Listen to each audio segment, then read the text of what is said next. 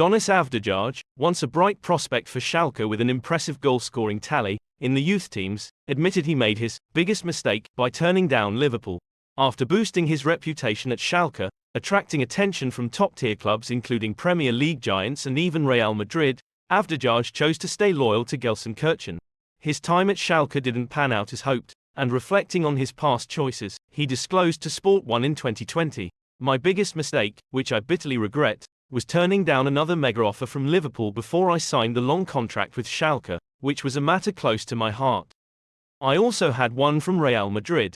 Despite a promising start scoring 76 goals in 77 appearances for Schalke's U17 and U19 sides, Avdijaj only made 12 top-flight appearances over 7 years before transitioning to Willem II.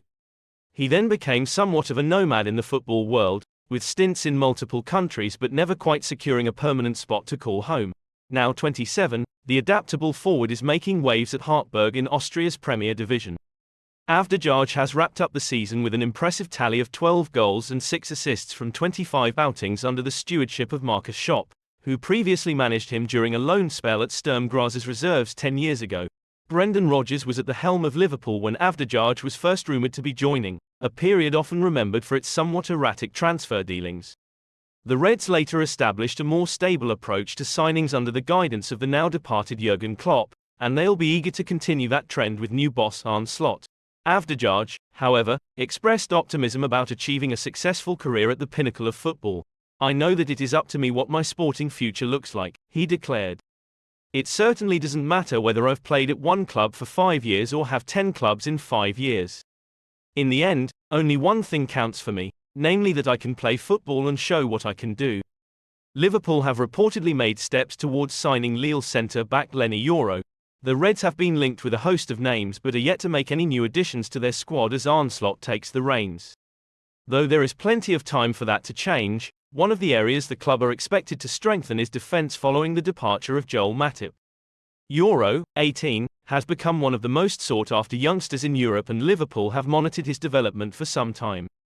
He has made a huge impact for the French side since being handed his debut as a 16-year-old, 2 years ago. Having entered the final 12 months of his contract, Lille are keen to cash in on their most prized asset this summer.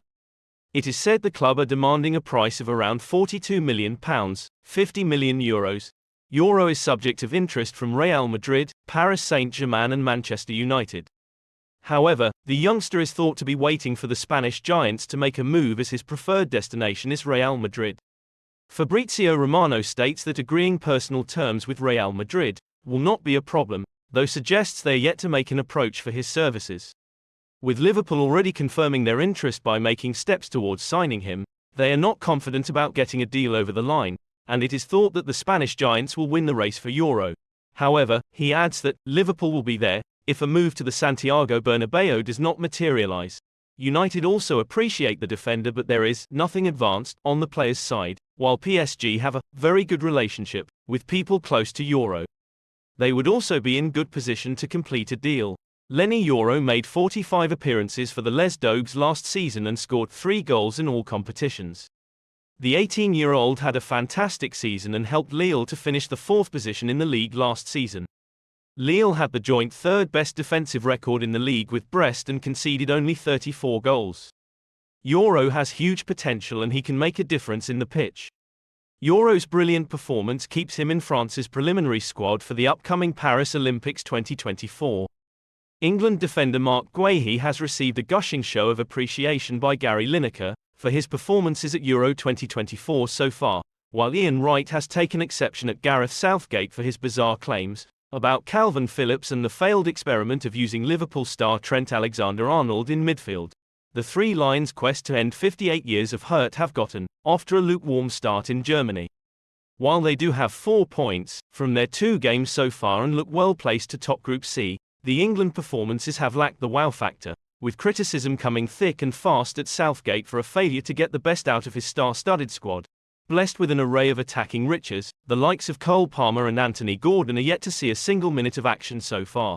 However, the biggest criticism of Southgate has been his decision to play Alexander-Arnold in midfield, and with the Three Lions losing control of games, having taken early leads twice, the Liverpool man has found himself substituted on both occasions, making way for Chelsea's Conor Gallagher. It's not all doom and gloom, though, for England, with the performance of Jude Bellingham in their opener, giving him real confidence this could still be their year.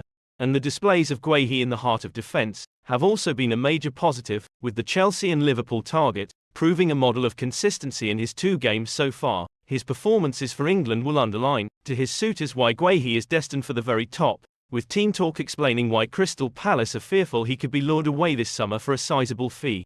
Ian Wright, meanwhile, has taken exception with England coach Southgate over his claims about the ongoing decision to use Alexander-Arnold in midfield. The Liverpool star's performances have come in for strong criticism so far, with many feeling he is not equipped to play in central midfield at international level. But in defending his decision to play Alexander-Arnold alongside Declan Rice, Southgate appeared to dig himself into a hole by claiming the use of the Liverpool man was an experiment and that they were still seeking a long-term replacement for Calvin Phillips, who was left out of the squad after seeing his form nosedive during a loan at West Ham. Takumi Minamino has admitted to one thing that made life in Liverpool harder for him.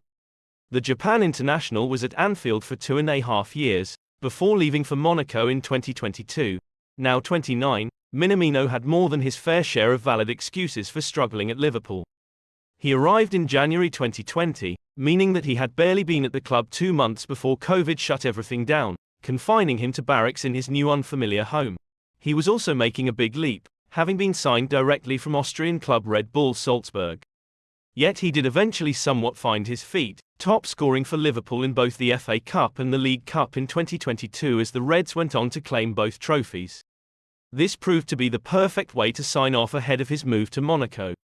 And speaking from the Principality, Minamino has admitted to a rather more run-of-the-mill struggle he had to endure at Liverpool. Japanese company Yanmar is running an ongoing Minamino Report series, in which it checks in with the former Liverpool man. In the latest article, he talked about settling into his new surroundings. Monaco is a unique country unlike any other, he said. It's difficult to make a simple comparison, but I feel that Monaco is more attractive in terms of livability than any other country. When I lived in Liverpool, I especially felt the harsh weather, but even in that respect, Monaco is overwhelmingly comfortable. The beauty of this city and its good public safety are also great factors for peace of mind when welcoming family and friends. On the pitch, Minamino took some time to settle in Monaco as well, but he has started to come into his own. He recorded 9 goals and 6 assists in League One last season, playing a major role in the side.